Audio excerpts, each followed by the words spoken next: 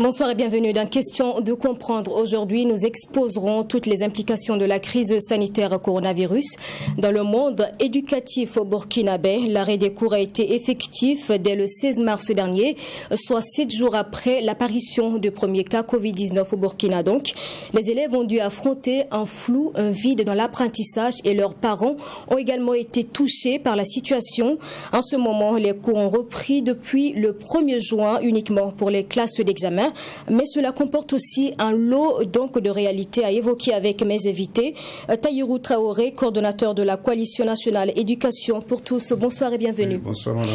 Alima Ouedraogo qui représente le syndicat de l'éducation. Bonsoir, bienvenue. Bonsoir, et puis enfin, nous avons un parent d'élèves sur ce plateau, Maliki Bamba. Bienvenue. Merci. Alors pour commencer, Madame Ouedraogo, nous allons situer à quel niveau d'exécution était donc le calendrier scolaire au Burkina au moment où l'arrêt des cours donc est annoncé par le gouvernement. Merci d'abord pour l'opportunité que vous nous offrez pour parler de la relation entre la Covid-19 et le système éducatif au Burkina. En réalité, quand le gouvernement décrétait le repos pour les élèves, on était à plus de 60% des programmes qui étaient déjà faits. Et donc, ça, ce n'est pas nouveau au Burkina parce qu'avec les grèves, il y a eu des années où on a été confronté à des situations pareilles, mais on a quand même réussi à relever les défis. Est-ce que les 40% étaient la partie la plus importante ou au niveau des 60%, il y avait ce qui était le plus important qui était fait ? Bien, en réalité, c'est assez relatif. On ne peut pas dire que ce qui a été fait avant est moins ou plus important que ce qui va être fait. Mais ce qui est important, je pense que c'est l'assimilation de ce qui a été fait. Et bon, heureusement qu'on a repris le premier. Je pense que les gens sont en train de mettre les bouchées doubles pour pouvoir en tout cas achever le plus rapidement possible ce programme afin de permettre, n'est-ce pas, à ces élèves de pouvoir encore espérer. Monsieur Ouedraogo, Monsieur Traoré, pardon, quelle était votre position par rapport à la décision du gouvernement d'arrêter les cours ? Merci. La décision d'arrêter le cours, on peut dire ainsi, a été imposée par le cours des événements. De ce point de vue, nous ne pouvions qu'observer et surtout attendre de voir quelles seront les mesures qui seront prises par le gouvernement pour essayer effectivement de rattraper le retard qui a été causé par cet arrêt de cours. Ça a duré presque du 16 mars au 1er juin, ce qui n'est pas négligeable. Si on essaie de voir, c'est tout un trimestre qui est parti. Logiquement, il y a un impact, il y a des conséquences quand même sur les acquisitions scolaires, comme elle a dit. Bon, c'est vrai qu'on a terminé presque les 2 trimestres. Dans beaucoup de cas, beaucoup d'enseignants aussi ont presque fini leur programme. Et le dernier trimestre est beaucoup réservé aux révisions qui ne sont pas moins importantes, puisqu'il faut revenir sur ce qui a été déjà fait, voilà, et essayer de corriger, voilà, les insuffisances que les uns et les autres certainement ont pu traîner. Et là, bon, nous, en tant que société civile, nous avons interpellé le gouvernement dans le cadre, bien sûr, de notre projet Backup Éducation pour que des mesures soient prises afin que les enfants qui restent à la maison, voilà, ne restent pas comme ça à ne rien faire. Voilà, donc trouver les moyens pour continuer l'éducation, pour continuer les cours. Et nous avons proposé qu'il y ait des cours en ligne ou bien de développer des alternatives éducatives pour permettre en tout cas à ce que les enfants ne soient pas en tout cas hors du champ scolaire. C'est-à-dire être en contact bien sûr avec les papiers et pouvoir faire quelque chose. Et nous avons suivi, il y a eu des efforts qui ont été faits dans ce sens. Par la suite, bon, si on constate, il y a le cours à la télé, oui. Il y a les cours dans les radios, il y a des cours en ligne, et il y a aussi, pour les zones qui sont assez reculées, qui n'ont pas cette opportunité d'avoir la télé, la radio ou bien l'Internet, les cours ont été copiés, photocopiés sur des polycopes et qui ont été acheminés. Bon, de ce point de vue, nous voyons qu'il y a un effort qui a été fait, mais toujours est-il que quoi qu'on dise, il y a des difficultés. On va revenir largement sur ces difficultés-là. Monsieur Bamba, vous qui êtes parent d'élèves, au moment où le gouvernement annonce que les cours vont être suspendus parce qu'il y a le coronavirus, comment vous vous sentez en tant que parent? Bien, merci une fois de plus pour l'opportunité que vous nous offrez, afin que nous puissions donner notre point de vue par rapport à la Covid-19. Effectivement, à l'annonce de la fermeture des classes, en tant que parent d'élève, personnellement, j'ai été plus ou moins soulagé parce que nous ne savions pas, on ne cernait pas d'abord l'aspect de cette coronavirus-là. Alors c'était du nouveau, et pour qui au Burkina qui connaît les niveaux de sécurité sanitaire, qui est dans un état, j'allais dire, plus ou moins délabré, c'était en tout cas, j'allais dire, un soulagement pour nous qu'on est appelé à fermer les écoles. Même si à son temps, il était concerné uniquement les élèves du préscolaire, du post-primaire, alors du secondaire. Alors vous vous rappelez que à son temps il y a eu des tiraillements, hein. On n'a pas commencé à prendre des mesures à grande échelle, on a commencé par les élèves. À un certain moment les syndicats ont crié donc que c'était pour les empêcher de manifester. Ensuite les autres décisions sont tombées. On a ajouté les universités, les transports, etc., etc. Alors, dans tous les cas, ce que nous disons pour mieux cerner la question, il faudrait d'abord aller avant le corona. Où est-ce que nous étions avec le système éducatif? Quels étaient les rapports entre les syndicats et le ministère? Et qu'est-ce qui s'est passé pendant le corona? Qu'est-ce qui a été fait? Et qu'est-ce qu'on est en train de faire présentement? Voilà, c'est ce qui est important. Parce que le temps que les élèves vont passer à la maison, nous avouons que ça leur apportait un grand préjudice. Et comme il a dit, des efforts ont été faits allant dans le sens de ne pas laisser les enfants à eux-mêmes. Mais vous savez, il faudrait qu'on se le dise, ce qui est en train d'être fait, c'est bien, mais ce n'est pas pour résoudre la crise actuelle que traverse l'école. C'est pour l'après. Parce qu'en réalité, nous ne sommes pas encore habitués. Nous n'arrivons pas à amener les enfants à suivre et la télé pour ceux qui l'ont, ni la radio pour ceux qui peuvent. Et je ne parle plus des polycopes dont le coordonnateur parle. Comment ça va être exploité? C'est le parent qui doit prendre et puis amener l'enfant à cesser ou quoi, etc., etc. Si les mesures-là sont salutaires, en réalité, ces mesures ne viennent pas résoudre le problème que nous traversons actuellement. Nous allons apprendre à vivre avec ces mesures en osant espérer que ça ne va pas être supprimé. C'est pour l'après, mais sinon, ce n'est pas pour tout de suite. En tout cas, nous vivons ça très, très difficilement parce que nous voyons que le reste de nos enfants auront jusqu'à 6 mois et demi de congé avant de reprendre.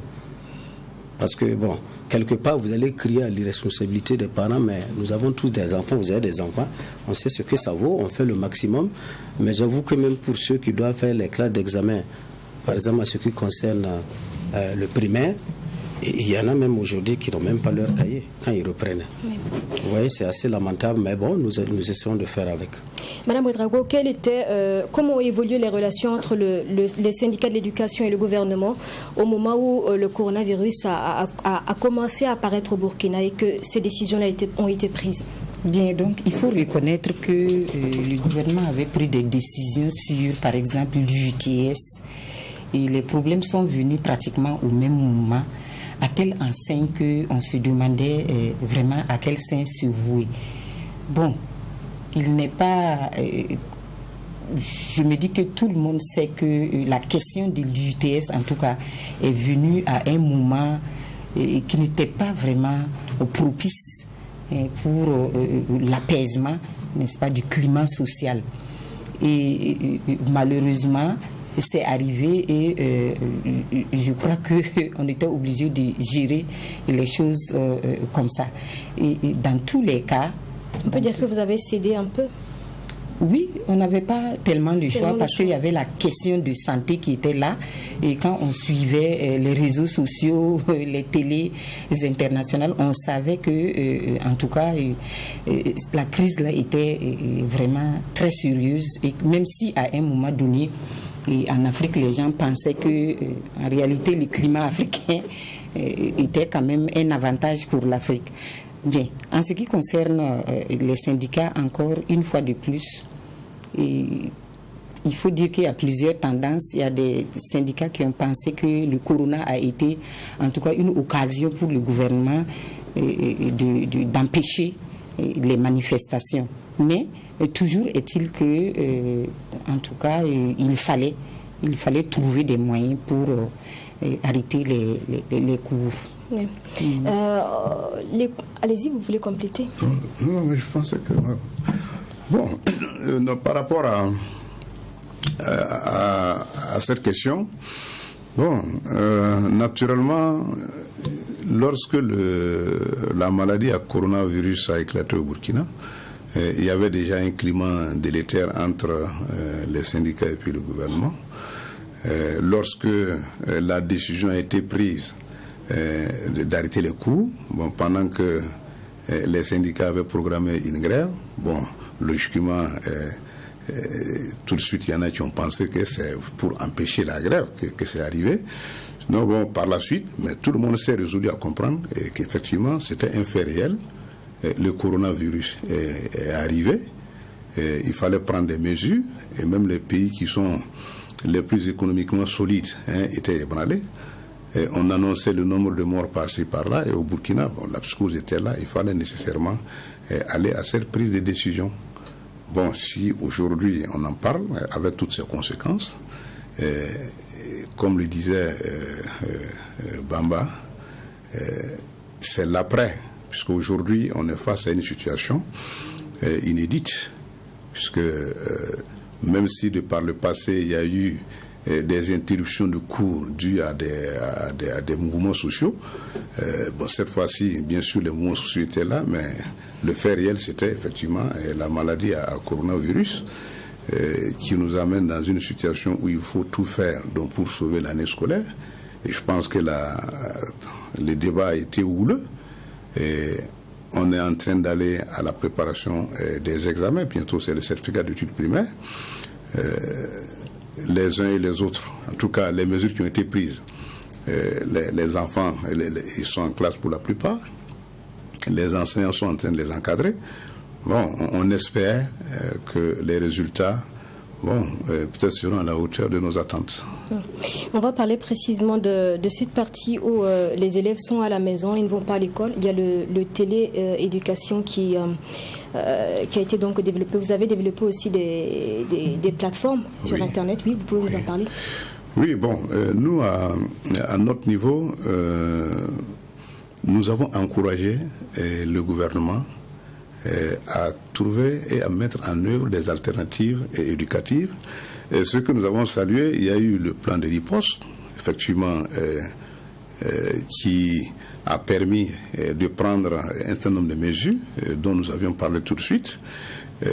Nous sommes une structure vraiment de plaidoyer.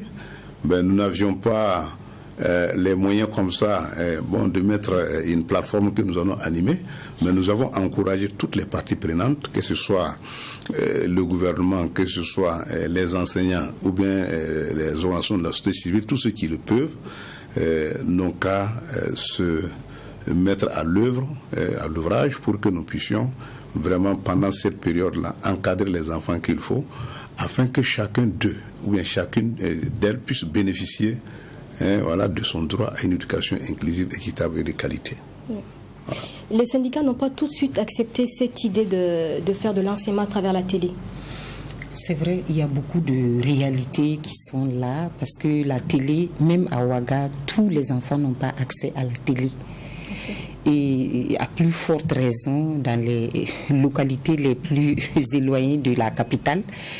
Et ça, c'est vraiment réel, à tel point que les syndicats, en son temps, avaient dit que, en tout cas, c'était pas la meilleure alternative Et même si à Ouaga, un certain nombre d'élèves avaient accès à la télé. Et qu'est-ce que vous avez proposé? Vous aviez proposé quoi? Bon, c'est qu'on a surtout prôné pour, en tout cas en ce qui concerne mon syndicat, on a fait des propositions pour la reprise, n'est-ce pas, des cours, mais dans le strict respect d'un certain nombre de mesures.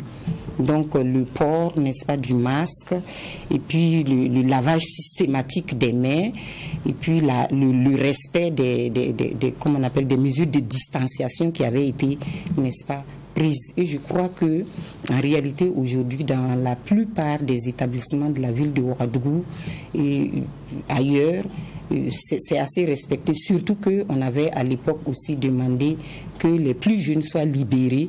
Je veux parler des élèves en classe intermédiaire pour quand même nous permettre d'avoir assez d'espace pour nous occuper de ceux qui sont en classe d'examen.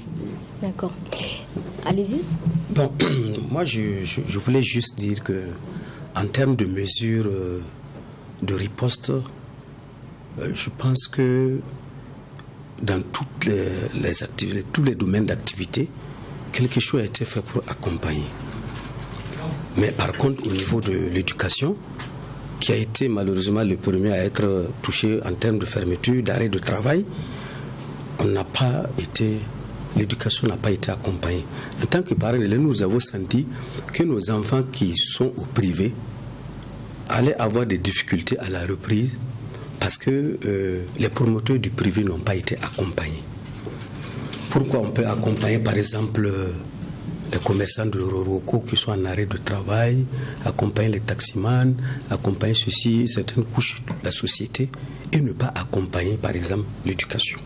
Les acteurs de l'éducation avaient besoin d'être accompagnés également. Nous savons qu'au niveau de l'éducation, les promoteurs, ceux qui sont reconnus, on les connaît. Comme c'est organisé, nous avons les directions provinciales, les directions régionales. S'il y avait des mesures d'accompagnement, à travers ces structures déconcentrées, on pouvait toucher les promoteurs afin qu'ils puissent continuer à aider les enseignants.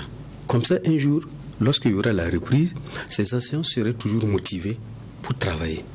Mais cela n'a pas été le cas. Et moi, en tant que parent d'élèves, j'aurais voulu qu'une des mesures aussi soit qu'on puisse intégrer les élèves du CM1 à la reprise. Parce que vous savez, en octobre, ça va faire 6 mois et demi qu'ils seront à la maison. Alors qu'ils doivent faire le CEP à la rentrée. Il aurait fallu qu'on travaille à ce que ceux du CM1 également puissent reprendre avec ceux du CM2, avoir la chance de faire ce mois et demi-là avant de repartir en vacances. Comme ça, à la rentrée, vous savez, les enseignants, ils ont de la suite dans leurs idées. Hein. Sans qu'on ne tienne compte de certaines choses, il y a des enseignants qui commencent les cours dès le 1er septembre, même si on ne leur a pas demandé. Certains commencent le 15 septembre. Donc, ces élèves-là, s'ils avaient la chance de reprendre avec leur aîné du CM2, ils auraient pu commencer en septembre, très tôt. Là, les choses allaient aller encore mieux. Sinon, comme ça, c'est pas simple. Hein. Est-ce que cette situation a entraîné aussi une modification au niveau des relations entre parents et enfants? Parce que les enfants, ils ne vont plus à l'école, ils sont toujours à la maison. Il y a forcément quelque chose qui change. Ah oui, il y a beaucoup de choses qui changent.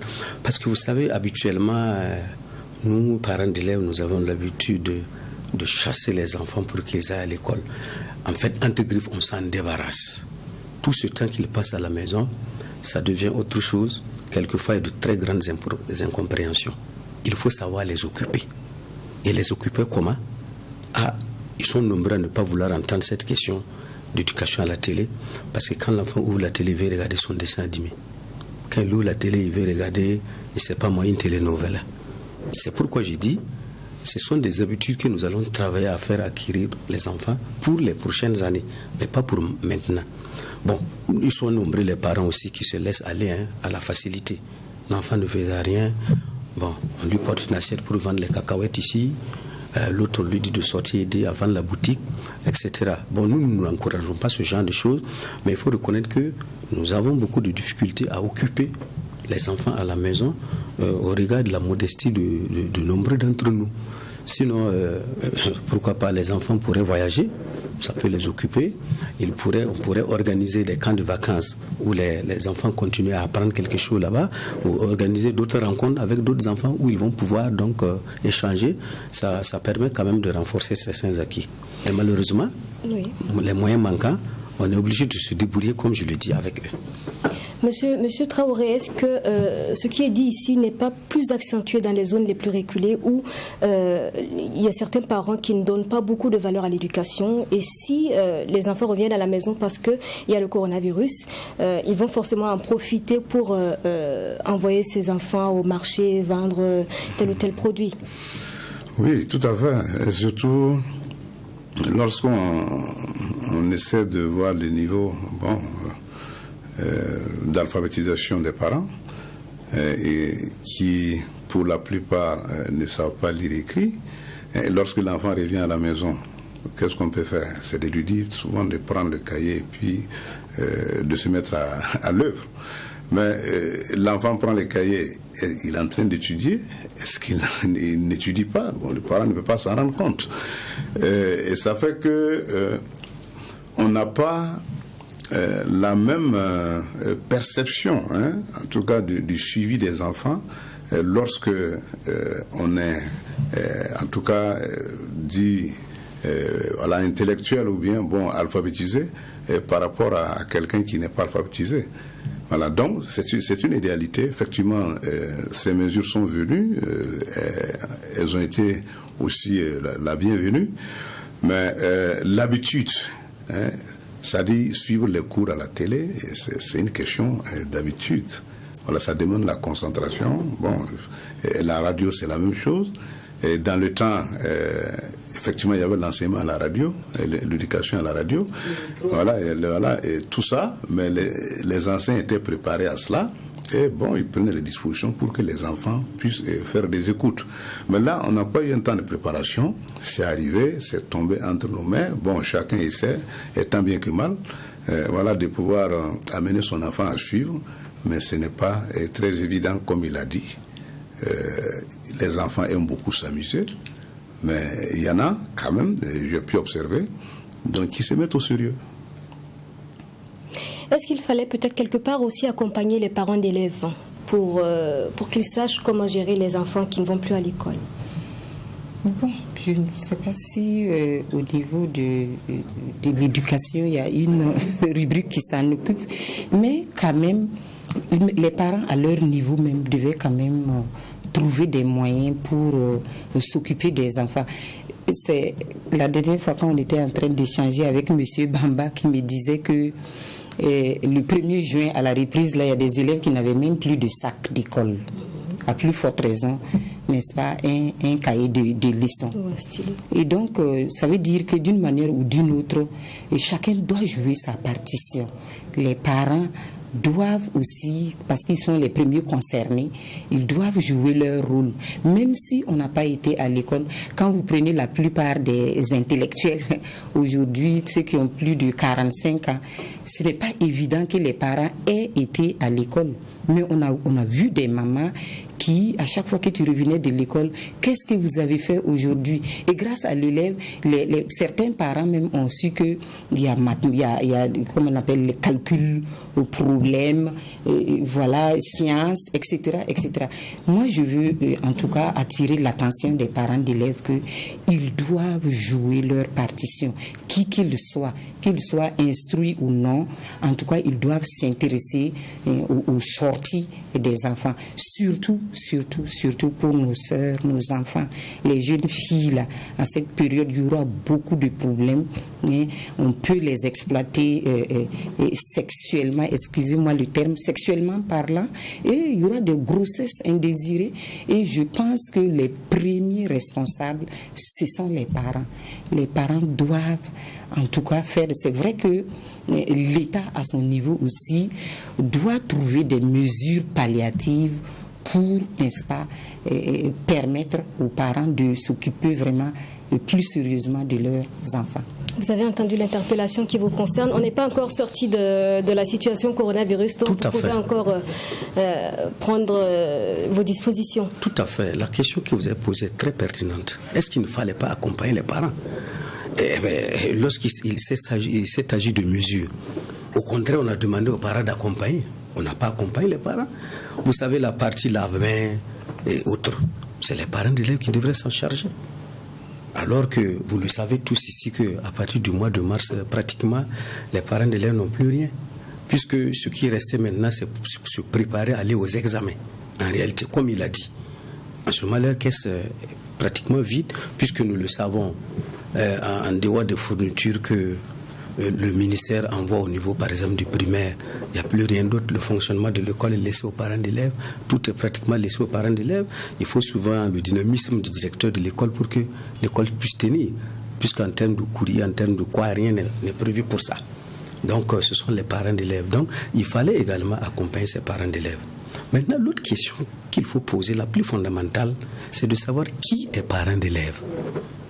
Parce qu'en réalité, très rapidement, on aime dire les parents d'élèves. Mais nous sommes tous parents d'élèves. Si je suis enseignant, je suis médecin, je suis quoi. Mais après tout, je suis parent d'élèves. En fait, c'est toute la société qui est interpellée ici. Tout adulte qui a l'âge de procréer qui est interpellé. Nous qui sommes en train de parler de parents d'élèves, mais nous sommes tous des parents d'élèves, effectivement. Et nous sommes interpellés. Et lorsque le parent d'élève, on est en train de prendre des mesures, il est dans la société. Il voit ce qui se passe entre les acteurs de l'éducation. Voilà. Il prend position. Il essaie de faire des analyses et de prendre position. Au départ, lorsqu'on a fermé les classes, on dit, voilà, il y a des enseignants qui n'ont pas fait des évaluations. Bon, ils n'ont pas fait leur travail. Paf, on suspend leur salaire. Nous, sans prendre parti, on s'est dit, mais le coronavirus, ça va finir. Ceux qu'on a brimés comme ça, est-ce qu'ils seront motivés pour travailler? Ou bien même s'ils n'ont pas respecté la loi et qu'ils méritent qu'on suspende leur salaire, ne fallait-il pas respecter, par exemple, les procédures pour suspendre leur salaire? Ou bien ne fallait-il pas leur dire, voilà, le corona, ou du moins la Covid-19 est là, vous avez fait une grande erreur, à la fin de la Covid-19, on se verra. Parce que nous n'allons pas descendre dans la boue avec vous. Nous savons quels sont les textes qui régissent donc votre travail. Pour permettre en fait à ces enseignants-là d'avoir le moral et d'affronter. Parce que nous nous sommes rendus compte qu'en réalité, les multiples reports de la rentrée aussi est lié au mouvement syndical.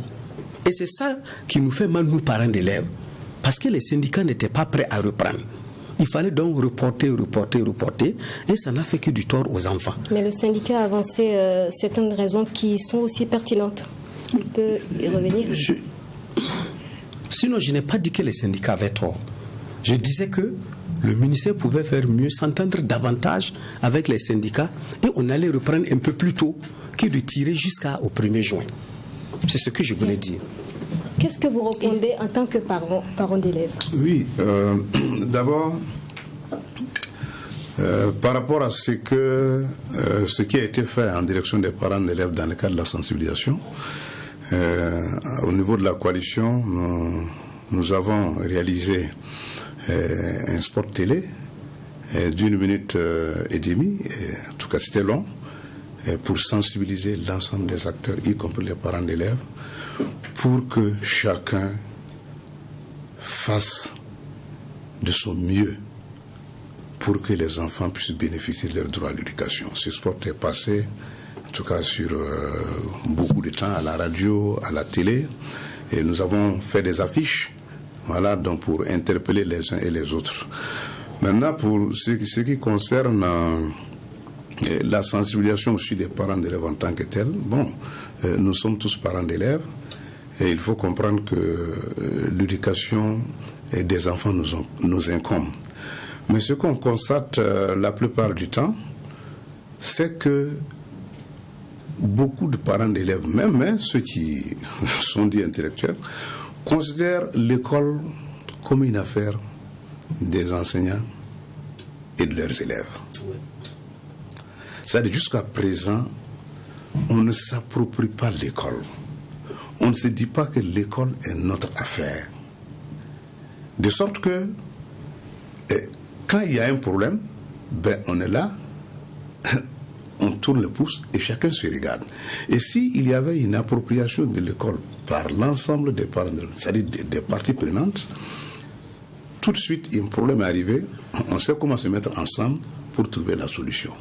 Mais comme on n'est pas dans cette dynamique, et ça c'est un gros travail de sensibilisation qu'il faut faire, pour que toute la société comprenne que l'école là, c'est pour nous. Nous envoyons nos enfants à l'école, c'est pour qu'ils soient des acteurs de développement, pour développer notre pays et permettre aussi vraiment à la société de vivre en parfaite intelligence et accroître le développement économique et social. Ça, c'est notre affaire à nous. Vous voulez réagir? Oui, moi je voudrais quand même revenir sur l'APE, l'association des parents d'élèves. L'association des parents d'élèves a un grand rôle à jouer ici, en tant que, en tout cas, l'instance la mieux indiquée pour parler des enfants, puisqu'en réalité, ce sont leurs enfants. Mais vous voyez, l'APE, au début de la rentrée, généralement, ils viennent pour percevoir les fonds, et dans la plupart des établissements, après avoir pris les fonds, on ne les revoit plus. Et si bien qu'on se demande en réalité quel est leur rôle. Parce que si les instances étaient convoquées régulièrement, c'était quand même un cadre pour parler avec les parents, leur dire voilà, faites ceci, faites cela. Mais s'ils sont inexistants sur le terrain, il n'y a que les sous qui les intéressent. Bon, c'est pas partout la même chose, mais en tout cas, dans la plupart du temps, c'est comme ça que les choses se passent. Et donc, l'APE doit redéfinir ses objectifs pour pouvoir, en tout cas, occuper sa place réelle sur le plan de l'éducation. D'accord. On va revenir sur cette forme de... Comment on va appeler ça? De bras de fer entre gouvernement et syndicats avant que les cours ne reprennent le 1er juin dernier. On a abordé un certain nombre de points déjà. Et quand certains syndicats trouvent que c'est pour échapper au mouvement des syndicats qu'il y a eu plusieurs reports. Mais quand on regarde, on se rend compte en réalité que la Covid-19 est une pandémie mondiale et tous les pays du monde sont concernés. Et la plupart du temps, en tout cas dans les pays, les gens ont décidé de reprendre les cours. En tout cas, moi je pense que ce n'est pas seulement lié au syndicat, mais il y avait aussi un risque puisque on a des enfants et quand on regarde nos effectifs dans nos classes, c'est des effectifs très pléthoriques et on se demandait réellement comment il fallait résoudre ce problème. Je pense que c'est ça surtout qui a fait qu'il y a eu beaucoup d'hésitation et à chaque fois on a reporté la rentrée au moins 2 fois et je pense que c'est surtout cela. Et bon, ceux qui disent aussi que c'est la crainte des syndicats, ils ont peut-être leurs raisons, mais moi, en tout cas, je pense qu'il y avait d'autres raisons aussi qui étaient également importantes. Monsieur Traoré, est-ce que pour vous, cette reprise des cours le 1er juin arrivait enfin? Oui, naturellement. Nous avons, au cours de toutes les occasions que nous avons eues, souhaiter qu'il y ait effectivement la reprise des cours. Les conditions de la reprise, c'est effectivement c'était lié au port du masque. Le masque n'était pas disponible et je crois que ça a été l'objet du dernier report. Pour la distanciation, il fallait nécessairement qu'il y ait assez d'espace. Il faut scinder les classes. Oui. Bon, maintenant, bien sûr, sur la question, il y a eu quand même beaucoup de débats. Voilà, ça c'est normal, hein, puisque les tendances, il y en a qui ont pensé, donc il fallait faire en sorte que tous les enfants soient là. Bon, maintenant, le débat est au niveau de l'opinion, mais nous, en tant que en tout cas défenseurs du droit à l'éducation, nous avons souhaité qu'il y ait cette reprise. Et la reprise est venue sereinement. Bon, il faut que nous avons aussi demandé à ce qu'il y ait une discussion assez franche entre le gouvernement et l'ensemble des syndicats. Aujourd'hui, s'il y a une partie qui est d'accord donc pour accompagner et l'autre partie n'est pas d'accord, toujours est-il que on aura toujours les mêmes difficultés lorsqu'on va vouloir reprendre. Mais cette période doit être mise vraiment à profit pour que les uns et les autres s'accordent. Puisque ceux qui ne sont pas là, c'est-à-dire les classes intermédiaires, ça fait déjà presque, ils auront perdu 6 mois et demi, presque 7 mois. Alors, à la reprise, si nous devons commencer encore l'année avec vraiment des troubles, on va avoir affaire à une crise qui va s'installer et qui risque d'avoir des effets durables et de façon négative sur le système éducatif. Et raison pour laquelle nous continuons toujours, en tant qu'organisation de la société civile, en tout cas implorer les uns et les autres, donc pour que, à un moment donné, donc chacun puisse comprendre que la nécessité est là pour nous de nous parler, de nous comprendre, de faire des concessions, donc pour que le droit à l'éducation, puisque ce sont nos enfants, le droit à l'éducation de nos enfants soit assuré. Merci Monsieur Bamba. Vous avez des élèves en classe d'examen? Oui. Oui. Alors, quand cette reprise des cours a été annoncée, vous avez pu être content parce que les enfants allaient continuer à apprendre. Oui. Mais aussi, il y a l'autre côté. Vous avez certainement eu des craintes par rapport au fait que les enfants pouvaient rentrer à la maison avec le coronavirus. Oui. On n'est pas sûr qu'ensemble, à l'école, ils puissent forcément respecter les mesures barrières. Tout à fait. Tout à fait. Et nous étions véritablement inquiets parce que c'est surtout au niveau du secondaire. Parce que là-bas, vous savez, nous savons à peu près comment cela se passe. Souvent, il y a des vacataires. Et lorsque on veut créer la distanciation, vous prenez une classe de 3e. Si vous la scindez en 2 ou en 3, et ils ont un seul professeur de français ou bien de maths, mais le cours, il va le reproduire 3 ou 4 fois. Qui va le payer, etc., etc. Ce n'est pas comme au primaire. Voilà. Et à certains niveaux, ils sont obligés de s'entasser et le risque est vraiment grand. Et quelque part aussi, nos enfants reviennent avec les masques à la maison, disent que ce sont des masques poireux, etc., etc. Mais bref, tout ce que nous souhaitons, c'est que, en tout cas, la santé de nos enfants soit une réalité à cette reprise-là. Mais nous avons eu quand même des craintes, de véritables craintes que ça ne puisse pas marcher. Et quelque part aussi, nous avons eu la crainte que l'enseignement qu'il reçoit soit peut-être au rabais également. Parce que nous nous sommes rendus compte que le gouvernement a été obligé de réquisitionner les enseignants pour qu'ils restent travailler. Ça veut dire qu'ils n'ont pas pu s'entendre. Et là, c'est vraiment dommage. Et s'il faut une réquisition, alors que nous ne sommes pas dans les secrets de Dieu, mais nous savons que, par exemple, la réquisition se fait en temps de grève. Et je ne pense pas qu'il y avait une grève à la reprise. Et s'il faut réquisitionner, ça veut dire que le mal est profond et que sans la réquisition, les choses n'allaient pas être bien. Est-ce que les gens vont aller vraiment travailler comme il se doit? Ça, c'est la question que nous nous posons. Et nous espérons que ceux qui sont dans les classes d'examen vont jouer leur partition, même si les élèves revenaient de vacances, parce que nos vacances ne dépassent pas 2 mois et demi, alors qu'ils sont allés se reposer depuis la mi-mars. Pour reprendre en juin, c'est pratiquement des vacances et ils n'avaient qu'1 mois et demi pour les examens. Nous osons espérer que, au niveau des examens aussi, ils vont en tenir compte, tout en espérant que les anciens qui les tiennent vont faire des efforts pour que ça puisse aller. Et surtout, comme le coordonnateur l'a dit, envisager une rentrée sereine. Parce que la réquisition, je crois qu'elle prend fin après les examens. Si les examens passent, il n'y a plus de réquisition, comment ils vont effectuer la rentrée prochaine? C'est là une grosse question que nous, parents d'élèves, nous posons.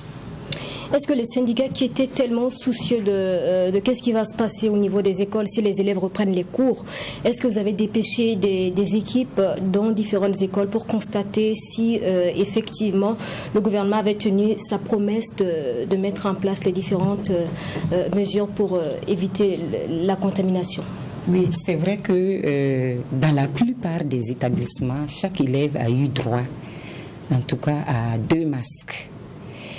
Et les mesures de distanciation ont été respectées. C'est vrai que tantôt il parlait des réquisitions.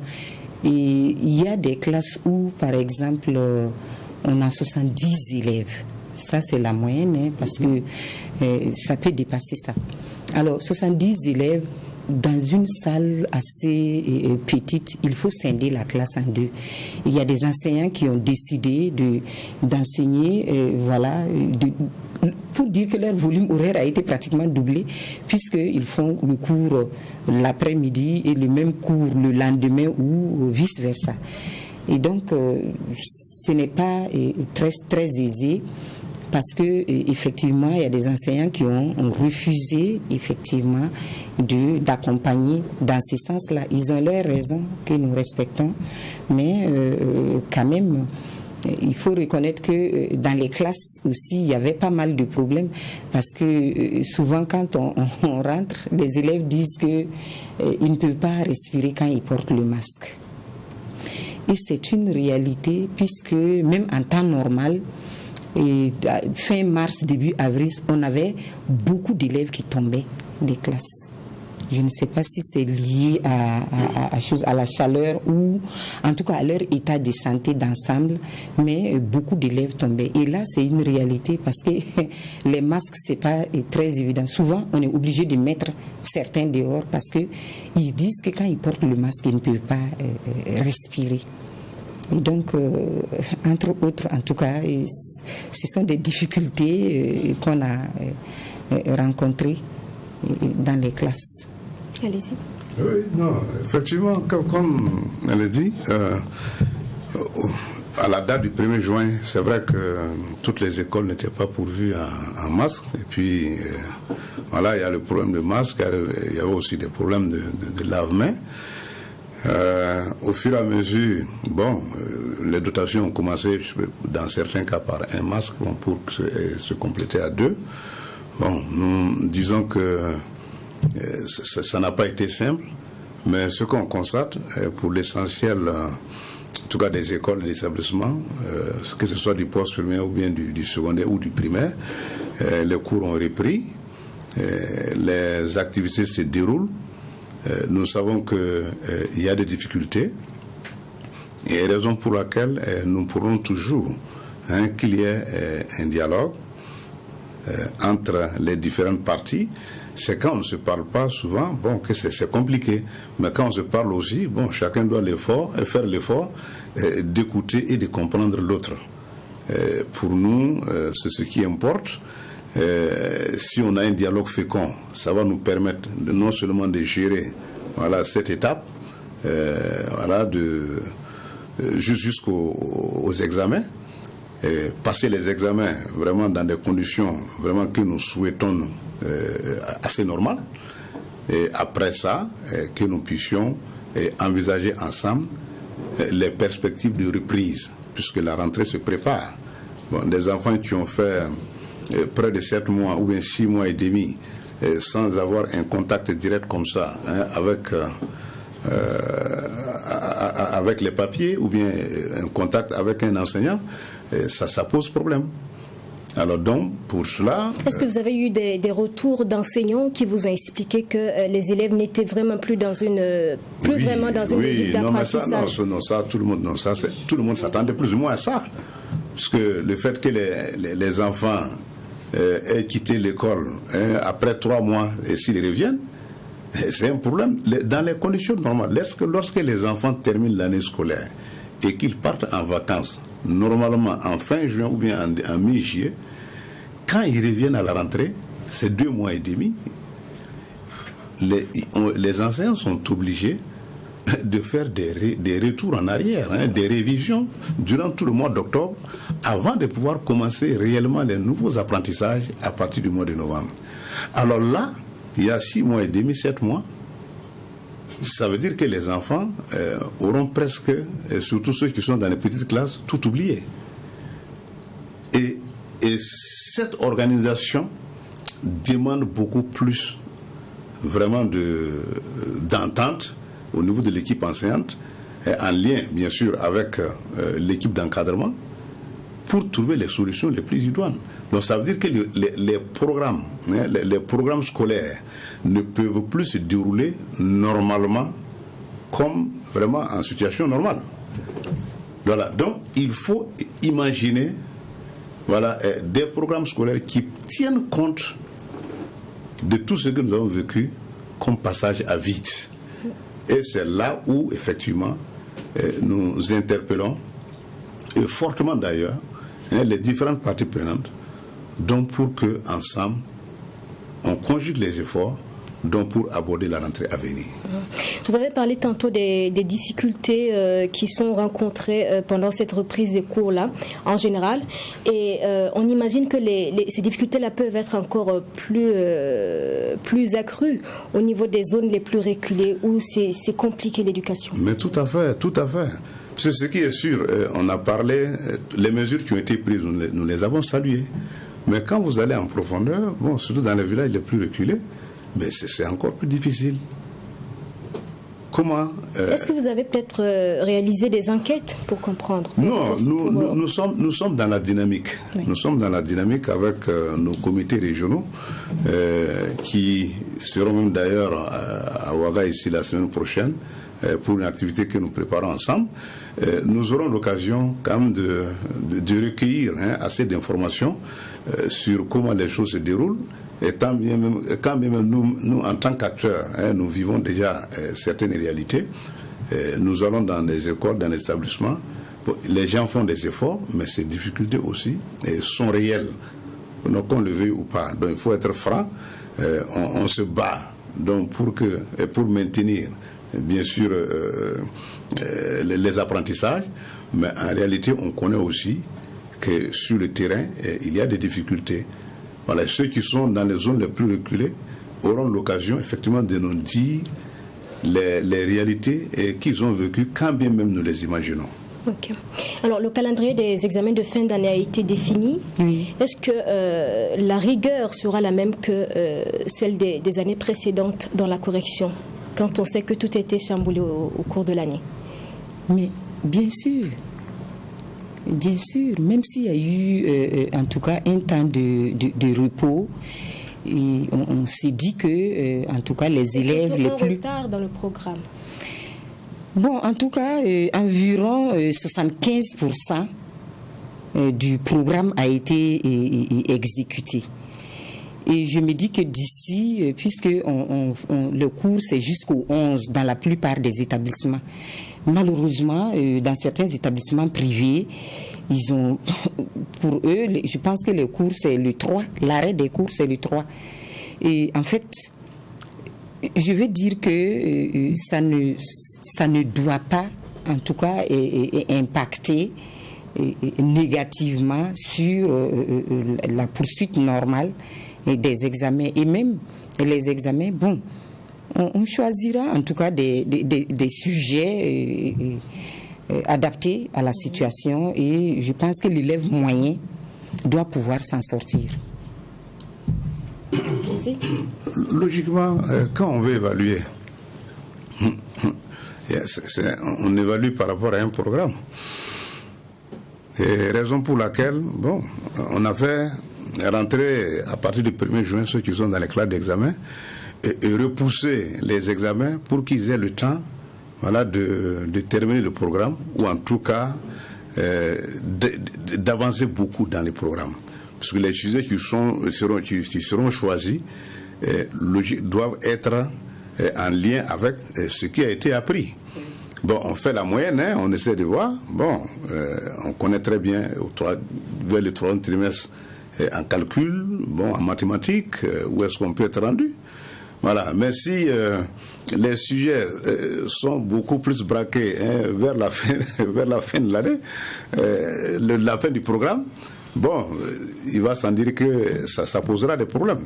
Mais là aussi, on n'influence pas le choix des sujets. Nous, on en parle, mais on se dit que les sujets qui seront choisis permettront aux enfants, naturellement, de pouvoir s'en sortir. En tout cas, si nous mettons ce qu'ils ont appris en lien avec les sujets qui seront Qu'est-ce que le parent d'élève en pense ? Bon, le parent d'élève est toujours inquiet. Nous sommes véritablement inquiets parce que, effectivement, si faire les cours d'octobre à mars permet d'évaluer, bon, c'est tant mieux. Ça veut dire que la Covid est venue pour davantage nous amener à recadrer notre éducation de façon générale. Parce que quand mon garçon vient, il est là, il parle de la Chine, il parle des États-Unis, alors qu'il ne connaît même pas à 200 km du Burkina ici, alors que ce sont ces leçons-là qu'on révise au 3e trimestre. Vous comprenez un peu? Ça va, si on peut faire les examens actuellement, ça veut dire qu'il y a beaucoup de choses quand même qu'on peut élaguer dans notre programme et puis pouvoir enseigner l'essentiel à nos enfants. Et nous osons espérer qu'ils tiendront compte, parce qu'en réalité, ce que la syndicaliste l'a dit, c'est vrai. Mais quand on a arrêté les cours, nos enfants sont allés oublier tout ce qu'ils avaient appris. Ils sont revenus le mois et demi qui reste là. Je pense que les enfants et les enseignants trouveraient mieux à faire des révisions sur ce qu'ils ont vu que de vouloir avancer dans le programme, sinon ils vont carrément perdre. Et j'ose espérer que, en tout cas, les questions qu'ils vont poser à l'examen vont se contenter d'octobre jusqu'à peut-être mars ou mai. Sinon, ce qu'on passe à la télé pour que les enfants regardent, même ceux qui regardent la télé là, ils auront des difficultés. Je dis ça pourquoi? Parce qu'ils n'ont pas l'habitude.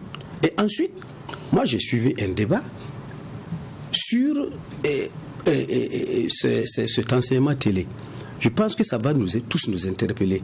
Et nous, parents d'élèves, et les syndicats, les acteurs de la société civile, et le ministère lui-même, dans la façon d'organiser les choses. Parce que le débat que j'ai suivi est relatif au contenu qui est donné, où les gens relèvent beaucoup de fautes, alors qu'ils sont des émissions enregistrées, comme nous sommes en train de le faire. Ça veut dire que ça a été suivi avant qu'on ne diffuse.